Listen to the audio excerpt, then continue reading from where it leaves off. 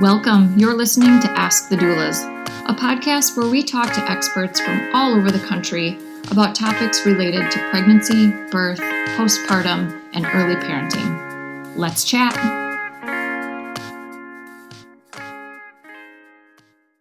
Hey everyone, this is Alyssa, and today I am talking with Kathryn Cross. She is the founder and CEO of Anja. So Anja is a cord blood banking company, and I don't think we've ever talked about cord blood on this podcast. So I'm kind of excited to get some questions answered. You mentioned that you started this because of your brother, Andrew, and you couldn't find a cord blood match. Do you want to talk a little bit about the history of why you started this? Sure. Yeah. So when my brother was 1 and I was 3, he was in a near drowning accident. And so that led to his diagnosis of cerebral palsy. So prior to that, he was completely healthy. And my parents never banked his umbilical cord blood or anything like that, but began to look into treatments for cerebral palsy. And there isn't necessarily like a go-to treatment, but there are ways to sort of alleviate the symptoms of cerebral palsy and improve motor skills and such. One of the most promising resources and studies that my parents were able to find was one related to umbilical cord blood. So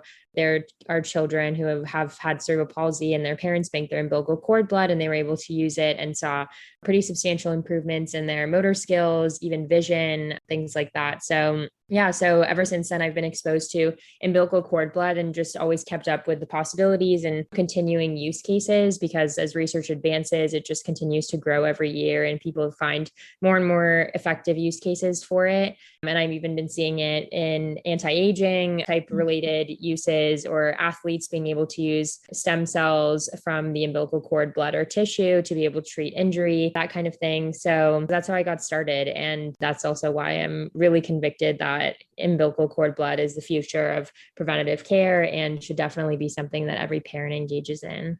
Wow. My daughter's almost 9 and I don't think I banked it, but I donated it. So it's obviously banked somewhere. What's the difference between those two, I guess? Do you know?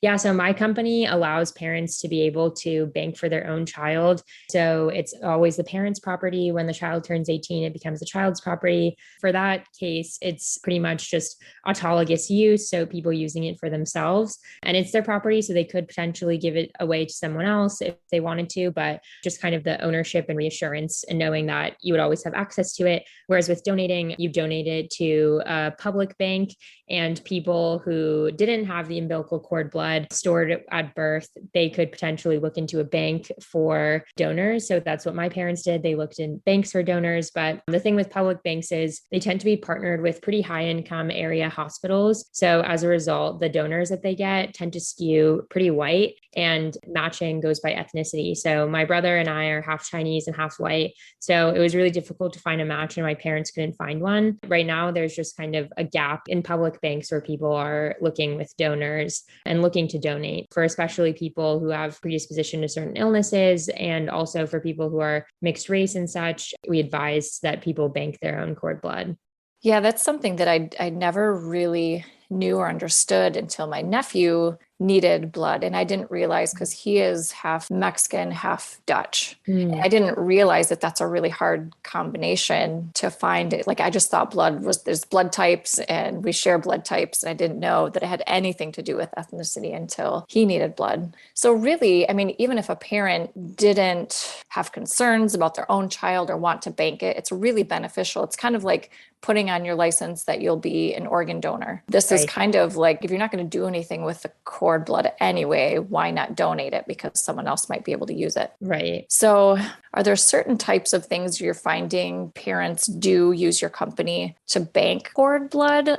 Is it more preventative? Do they know that they have, say a genetic family disorder? I would say it tends to be just people that are interested in wellness and preventative care. Definitely. I think it for sure resonates with people who are mixed race, and a lot of, especially communities like Black parents tend to be drawn to it. I think because it can be cord blood that has been FDA approved to treat sickle cell anemia and diabetes and just things in general that Black communities tend to have a higher prevalency rate with. And also we offer placenta banking starting for moms who are due in November. So with that as well, the the mom could potentially use it. And I know there are really high rates of maternal mortality and such, but for the most part, it's just people that are generally interested in wellness and preventative care.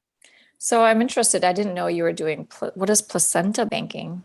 It's basically just the same as umbilical cord, blood, and tissue banking. So we offer all three. So the cord, blood, and then also the cord tissue, so the cord itself, and then placenta banking. So all of them are just cryopreserving it for later use. I know a lot of people do like placenta encapsulation and such. So yeah, it could just be using placenta encapsulation is using the placenta right after birth, or you could choose to store it later on. And the placenta is very rich with stem cells as well. So it's just an additional source of stem cells.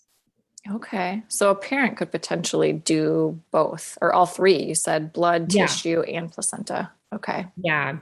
What is that process for anyone who's either never heard of this before or thinking about doing it, or, maybe read about it, but doesn't know what that looks like? Like, let's say you're in the hospital, you just gave birth, then what? Usually parents will have chosen to bank prior to birth. So it can be even up to a couple of days before birth. And then we can get a collection kit to parents pretty quickly. But from that point, we send parents that kit. So it contains a blood bag and some vials and a small jar for the tissue, a larger container for the placenta, things like that inside of this collection kit. And then it becomes essentially part of their hospital bag. They can take it with them to the hospital, or we've had clients just keep it at home if they're doing a home birth and just let their admitting nurse know if they're going to the hospital, or their midwife know, or anyone that's helping out with the home birth. And then anyone can pretty much do the collection. It's a very simple process. I mean, even I would feel comfortable doing it. It's just a matter of sticking a needle into the umbilical cord blood vein and then letting the blood flow. And then afterwards, putting the cord and placenta into the given containers. So typically a nurse would do it in the hospital situation, I would imagine, and then the midwife in a home birth. Yes. Yeah. Okay. And then after that, the mom would just fill out a quick form on our website and then just say that they're ready through this form for pickup. And then within 4 to 6 hours, our shipping team will come and pick it up from wherever they are in the United States. We've partnered with a national and international shipping team as well. So we're not serving international clients, but we have the capability to do so. But because we have this national presence with our partner, we can go pretty much anywhere very quickly. So they can pick it up and then take it to our partner lab in New Jersey. And that is where it is cryopreserved and kept in safety. I do remember having to fill something out online. I got a kit and then I just had to give that to them. I was like, here's this. I don't know what to do with it. Yeah. And they obviously did. So it's a lot, even though all that stuff you just said might sound intimidating for a parent. I think they just need to know, like, once you get that kit, like you said, put it in your hospital bag, or if you're at home, you just give it to whoever is handling that, give it to the nurse on staff or give it to your midwife and they're going to handle it. It's not something that they have to do. Yeah. And they pretty much know what to do. Like, we've had our most recent client, she was doing a home birth and had a midwife, and we offered to walk her midwife through the whole process on Zoom, but she said her midwife had done it before and felt comfortable. So I think for the most part, people know what to do. And we have like a little comic inside with illustrations and such that are serve as directions. So people can do it on their own without our guidance as well. I think it would be pretty easy. Okay. And how long can you store the tissue and blood?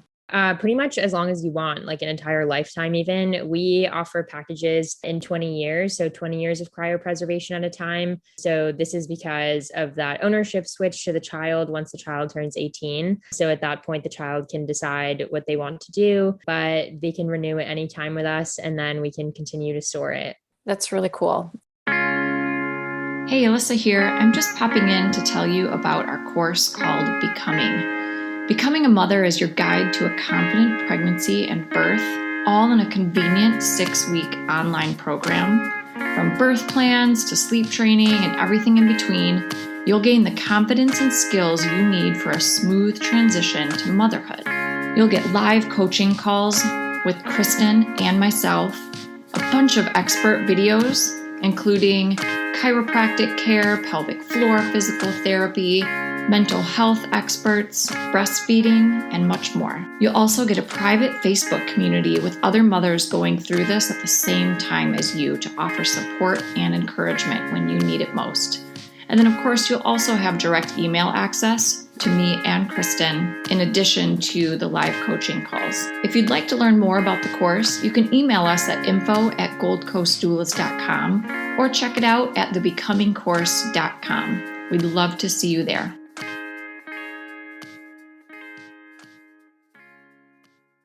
So is there anything else you think people need to know about, saving cord blood or tissue? Yeah, I mean, I think a lot of parents are under the impression that it's sort of similar to an insurance policy, which I think is definitely a good analogy. But I always try to convey to parents that it's more than just an insurance policy. I really believe that if someone has access to stem cells, they will use it at some point in their life. I mean, I was even in Mexico on vacation and saw signs for stem cell treatments at the same type of place that they were giving out Botox and such. And obviously they're not like the same, but I think it's just now stem cells are being seen in this light of wellness and beauty and anti-aging, sort of equivalent to Botox and such. So even if a child spends their whole life being healthy, then they don't necessarily just waste their money on this insurance policy, but they could even use it for like treating dementia or just combating aging in general, and like treating injuries for athletes or improving athletic performance, like Kobe Bryant and a lot of NBA players have utilized stem cells. Selma Blair recently announced that she was in remission from multiple sclerosis and received an umbilical cord blood treatment. So I think it really is the future of medicine. So I think it's not just an investment in insurance policy, but an investment in the fact that your child will someday be able to use it and that the possibilities are only growing. That's really cool. So if people are interested, how do they find you? Yeah. So our website is useanja.com. So useanja.com. I named after my brother, Andrew. And we also are on Instagram and Twitter as Use Anja as well. On Facebook as Anja, LinkedIn as Anja. TikTok as Fertility Friend. So we're trying to be as accessible as possible through all types of different social channels. And we have like our numbers listed for calling, texting, and scheduling appointments on our website. So anything like that, we're open for it. Very cool. Thanks. And we'll put links to everything in these show notes. If anyone has questions on how to find you, or if they do look at your website and have additional questions, you said it's easy for them to find you to ask you specific questions, correct? Okay. Mm-hmm. Well, thanks for your time today. Yeah, thank you. Thanks for listening to Ask the Doulas. For more information about Gold Coast Doulas, visit us on our website, goldcoastdoulas.com. We're also on Instagram, Facebook, and YouTube. If you like this podcast, please subscribe and give us a 5-star review. Thank you. Remember, these moments are golden.